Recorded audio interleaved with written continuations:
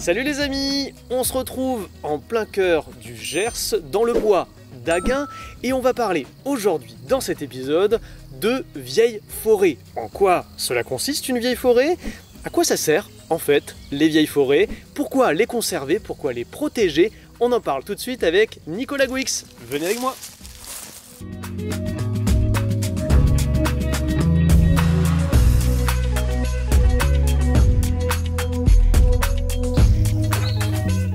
Salut Nicolas. Salut Guillaume. Ça va bien? Bien et toi? Eh ben écoute, ça va très bien, il fait très frais, c'est super. Qu'est-ce que tu es en train de faire? Alors là, j'étais en train de contrôler un dispositif de piégeage pour étudier les coléoptères saproxyliques, les coléoptères des vieux bois. Ceux qui se nourrissent du bois mort. Exactement. Là, tu peux voir sur ce gros tronc d'arbre, ce vieux hêtre qui est mort debout, il y a plein de trous de sortie. Et ça, c'est des coléoptères qui sont sortis de l'arbre. Et après, ils volent autour du piège, ils tapent dans la plaque, ils finissent dans le flacon collecteur. Nous, on récupère ça, on l'analyse en laboratoire. Oui, on en voit d'ailleurs qui flottent, ouais. Exactement. Et donc là, on se situe au bois d'Aguin, c'est ça, hein, ça s'appelle comme ça? Exactement, ouais. Le bois d'Aguin, donc c'est une propriété de 42 hectares que le conservatoire a acheté. Donc on est chez nous. Et on a acheté avec le support financier de la région dans le cadre du plan Arbre et Climat. D'accord. Voilà. Avec une particularité vraiment très particulière, c'est qu'ici on a de la vieille forêt. Et en quoi ça consiste alors la vieille forêt? Alors la vieille forêt, je t'invite à ce qu'on aille à côté, parce qu'on sera vraiment dans le cœur de la vieille forêt et je pourrais vraiment te montrer quelles sont ses caractéristiques. Bon bah écoute, allons au cœur de la vieille forêt alors.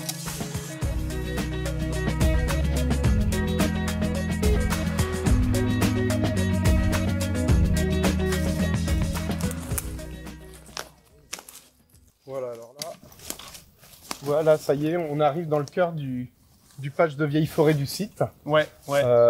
Donc là, on a vu tout à l'heure comment on étudie un petit peu. Alors voilà, là la vieille forêt. Pourquoi, à ton avis, est-ce qu'on dit qu'ici c'est une vieille forêt? C'est vrai que moi, dans mon imaginaire, une vieille forêt, c'est des arbres énormes, c'est vraiment ce qu'on peut voir peut-être plus en montagne, c'est-à-dire vraiment des arbres avec des troncs géants, quoi. En montagne, effectivement, on a des plus fortes maturités qu'en plaine, parce que en plaine, et on le verra, tu verras après, c'est plus accessible, il y a des pressions plus fortes. Mais là, on considère qu'on est dans une patch de vieille forêt. Déjà, il y a une première chose, tu vois, au sol, là, on a un arbre mort, on en a un autre qui est derrière, et c'est du hêtre. Et le hêtre, en plaine, finalement, on en a plus beaucoup. C'est une hêtre, le hêtre, c'est une essence qui était sensible à l'ouverture de nos forêts, à l'exploitation. Et avec l'exploitation, on a plutôt favorisé le chêne sur le sud-ouest, là, dans cette partie d'Occitanie. Donc ça, c'est pas courant de voir un hêtre mort sur le sol. Un hêtre mort au sol qui fait plus de 40 cm de diamètre comme celui-ci, on en trouve quasiment plus dans la région. Voilà, sachant qu'il y a deux facteurs importants des vieilles forêts. C'est comme derrière la présence de très gros bois vivants. Là, on est sur un hêtre qui fait plus de 70 cm de diamètre. Et la présence de gros bois morts au sol. Alors quand on dit gros bois mort, c'est des arbres qui font plus de 40 cm de diamètre. Et qui sont positionnés au sol. Et là, autour de nous, tu peux voir qu'on a plusieurs grumes de hêtres, plusieurs hêtres qui sont tombés et qui sont morts au sol. Voilà. Et en plus de ça, là, on voit qu'on a une régénération naturelle de hêtres. Là, on en voit un petit, un peu plus grand. Voilà, on a une diversité. Donc ça veut dire que le hêtre, là, il se plaît bien? Parce que si, justement, il y a plein de petits jeunes, s'il y a des arbres de différentes tailles et tout ça... Le hêtre arrive, malgré la pression, parce qu'il y a une pression des changements climatiques, quand on entend beaucoup parler, le réchauffement des températures.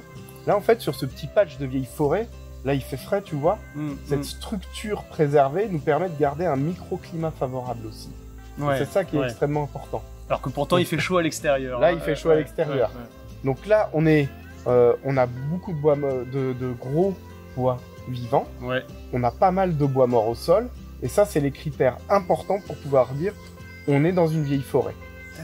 Et des forêts qui ont ces critères-là, avec la présence de hêtres, sur la région forestière dans laquelle on se situe, ça représente moins de 0,5% de la surface forestière. C'est rien en fait. Donc en fait, c'est rien.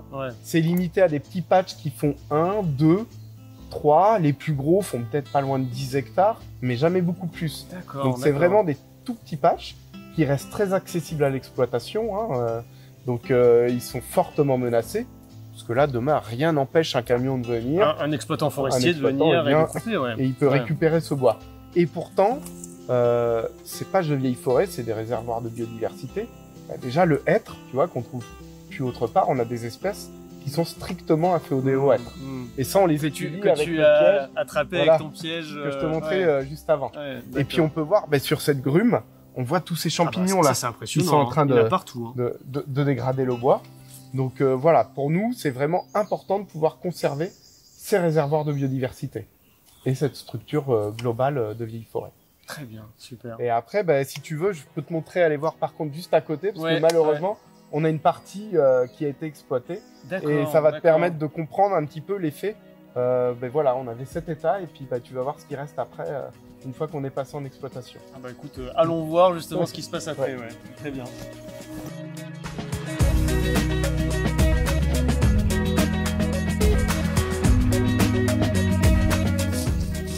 Alors voilà ce que je voulais te montrer du coup.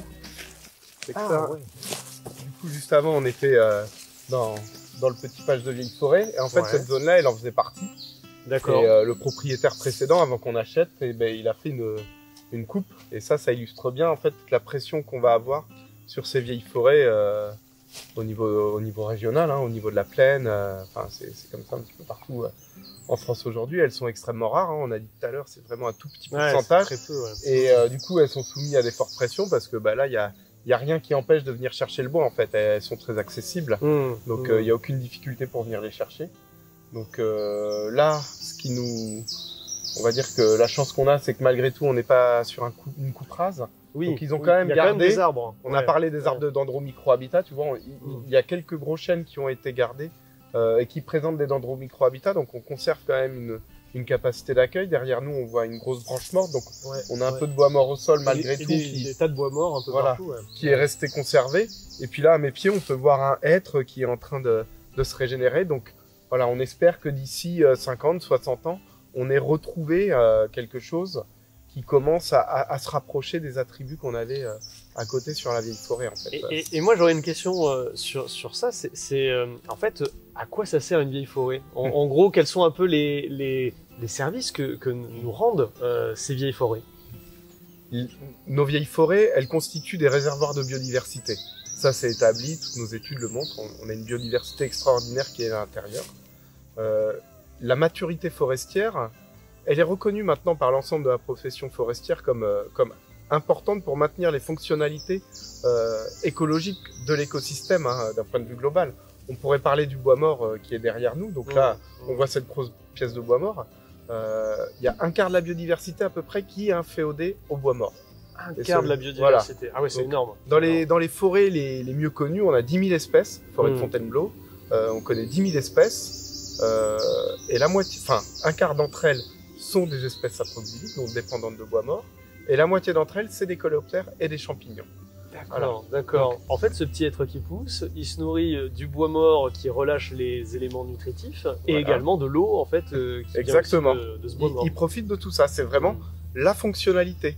Alors c'est pour ça que, par exemple, dans les forêts publiques, l'ONF, dans son instruction biodiversité, demande de conserver une partie de sa surface forestière en îlots de sénescence. Alors, îlots de sénescence, c'est des petits îlots où on laisse les arbres aller vers cet état de sénescence, donc vers la mort, donc où on ne fait aucune intervention.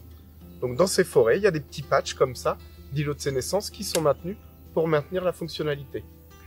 Après, nous ici, là, on a acheté 42 hectares d'un seul tenant, donc on veut mettre en libre évolution dans l'idée d'avoir un massif total qui retourne vers un fonctionnement naturel, à la fois pour maintenir une biodiversité remarquable, et aussi pour nous créer des cadres de référence, en fait, en étudiant cette forêt, comment elle va évoluer, de point de vue de sa structure, de sa composition, via cette libre évolution.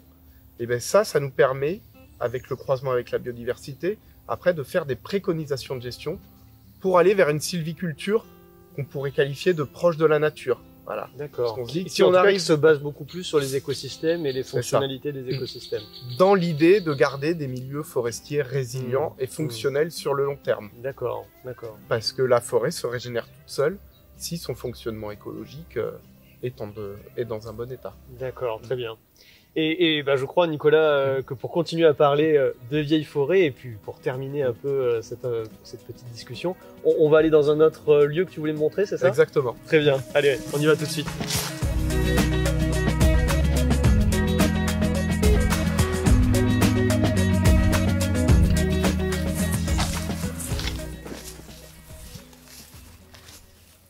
Ah ouais, elle est énorme cette souche.